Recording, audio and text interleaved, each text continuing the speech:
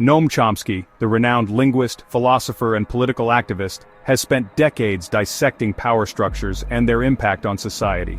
In his documentary Requiem for the American Dream, Chomsky offers a searing critique of the growing wealth and power disparity in the United States. He argues that this concentration of wealth poses a significant threat to the very fabric of American democracy, undermining the ideals of equality and opportunity that the American dream represents. Chomsky's analysis is rooted in his understanding of how power operates within capitalist societies. He posits that concentrated wealth inevitably translates into concentrated power, creating a self-perpetuating cycle that further entrenches existing inequalities. This cycle, he argues, has been deliberately engineered through a series of policy decisions and ideological shifts that favor the wealthy elite at the expense of the majority. The documentary, released in 2015, serves as a stark warning about the fragility of democratic institutions in the face of unbridled economic power.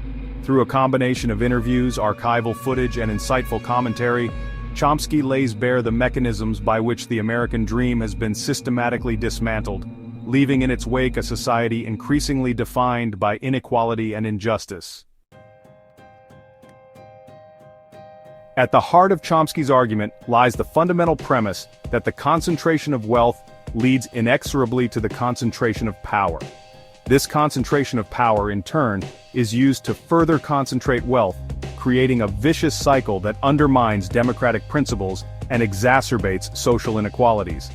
Chomsky argues that this concentration of power manifests in various ways, from the undue influence of corporations and wealthy individuals on government policy, to the control of media narratives that shape public opinion. This concentrated power allows the elite to rig the system in their favor, ensuring that policies and regulations continue to serve their interests, while the majority struggle to make ends meet. The consequences of this power imbalance are far-reaching. As wealth and power become increasingly concentrated in the hands of a select few, the voices and needs of the majority are drowned out. This erosion of democratic participation creates a breeding ground for cynicism, apathy, and ultimately, social unrest. Chomsky outlines 10 principles used to undermine democratic ideals and erode the American dream. These principles are deliberate strategies to consolidate control and maintain the status quo, reduce democracy, limit democratic institutions and citizen participation, shape ideology, media and education shape public opinion to favor the elite, redesign the economy, globalized neoliberalism concentrates wealth, shift the burden, tax policies favor the wealthy over the working class, attack solidarity, undermine unions and social movements, run the regulators, regulatory bodies serve industries they regulate, engineer elections, money in politics gives power to the wealthy, keep the rabble in line, use fear and surveillance to control dissent, manufacture consent, propaganda supports policies benefiting the elite, marginalize the population, create fear to distract and divide the public. Chomsky's analysis is deeply rooted in historical context. He traces the roots of the current crisis of inequality back to the 1970s, a period marked by significant economic and political upheaval. The post-World War II era of relative prosperity and social progress was coming to an end, and a new era of neoliberalism was beginning to take hold. Chomsky argues that the rise of neoliberalism, with its emphasis on free markets, deregulation, and privatization, created the conditions for the massive concentration of wealth and power we see today. He points to policies such as the deregulation of the financial industry, the weakening of labor unions, and the reduction of taxes on corporations and the wealthy as key drivers of this trend. Furthermore, Chomsky highlights the role of globalization in exacerbating inequality. The increasing interconnectedness of the global economy, he argues, has allowed corporations to pit workers against each other in a race to the bottom, driving down wages and weakening labor standards. Section 5. The rise of neoliberalism and financialization. The rise of neoliberalism and financialization are central to Chomsky's analysis of the American dream's decline. He argues that these interconnected forces have fundamentally reshaped the economic landscape, concentrating wealth and power in the hands of a select few, while leaving the majority struggling to keep afloat. Neoliberalism, with its emphasis on free markets, deregulation and privatization, created an environment where corporations and the wealthy could flourish with minimal government intervention. This led to a dramatic shift in the balance of power, with corporations gaining increasing influence over government policy and the public sphere. Financialization, the increasing dominance of the financial sector in the economy, further exacerbated these trends. As finance became increasingly detached from the real economy of goods and services, it created new avenues for wealth accumulation through speculation and complex financial instruments. Chomsky argues that this shift towards a financialized economy has had devastating consequences for the majority of Americans. As corporations prioritize short-term profits and shareholder value over long-term investment and job creation, wages stagnate, job security erodes, and the middle class shrinks. Section 6. Key Figures and Turning Points. Throughout Requiem for the American Dream, Chomsky weaves together historical footage, interviews, and his own commentary to illustrate his points. He highlights key figures and turning points that have shaped the trajectory of American society and contributed to the current state of affairs. One such figure is Lewis Powell, a corporate lawyer who later became a Supreme Court justice. In 1971, Powell authored a memo for the U.S. Chamber of Commerce, now known as the Powell Memorandum, which called for a more aggressive approach by corporations in shaping public opinion and influencing government policy. This memo is often cited as a blueprint for the rise of corporate power in the decades that followed.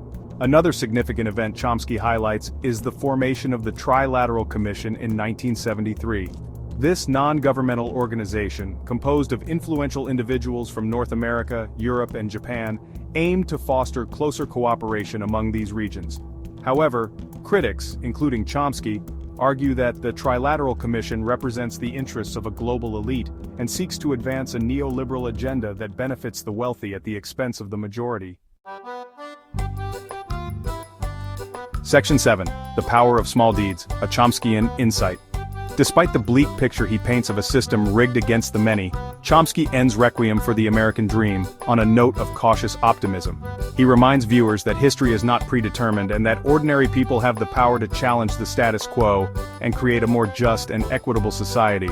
In a particularly poignant moment, Chomsky states, "What matters is the countless small deeds of unknown people who lay the basis for the significant events that enter into history." This quote encapsulates Chomsky's belief in the power of collective action and the importance of individual citizens engaging in the political process. Chomsky's message is clear.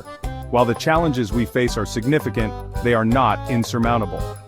By organizing, mobilizing, and demanding change, ordinary people can reclaim their democracy and build a future where the American dream is a reality for all, not just a privileged few. Section 8. Reception and Relevance, a Film for Our Times. Requiem for the American Dream was released to critical acclaim, with many praising its insightful analysis of the forces shaping contemporary society. The film resonated with audiences concerned about growing inequality, the erosion of democratic institutions, and the increasing concentration of power in the hands of a select few. Reviewers commended the film's clarity, accessibility, and its ability to distill complex ideas into a compelling narrative. Chomsky's calm demeanor and reasoned arguments, combined with the film's effective use of archival footage and graphics, made for a powerful and thought-provoking viewing experience. The film's release coincided with a period of heightened awareness of economic inequality and its consequences. The Occupy Wall Street movement, which began in 2011, had brought the issue of income disparity to the forefront of public consciousness, and Chomsky's film provided a timely and insightful analysis of the systemic factors driving this trend. Section 9. A Final Word, The Unfinished Struggle. Requiem for the American Dream is more than just a film, it is a call to action. Chomsky's analysis serves as a stark reminder that the pursuit of a just and equitable society is an ongoing struggle, one that requires constant vigilance and active participation from all members of society. The film's enduring relevance lies in its ability to connect the dots between seemingly disparate events and trends, revealing the underlying power structures and ideological forces shaping our world. By understanding these forces, Chomsky argues, we can begin to challenge them and create a more just and equitable future for all. As Chomsky reminds us, the struggle for freedom and the struggle for justice are never ending. Requiem for the American Dream serves as a powerful reminder of this ongoing struggle and the importance of continuing to fight for a better world.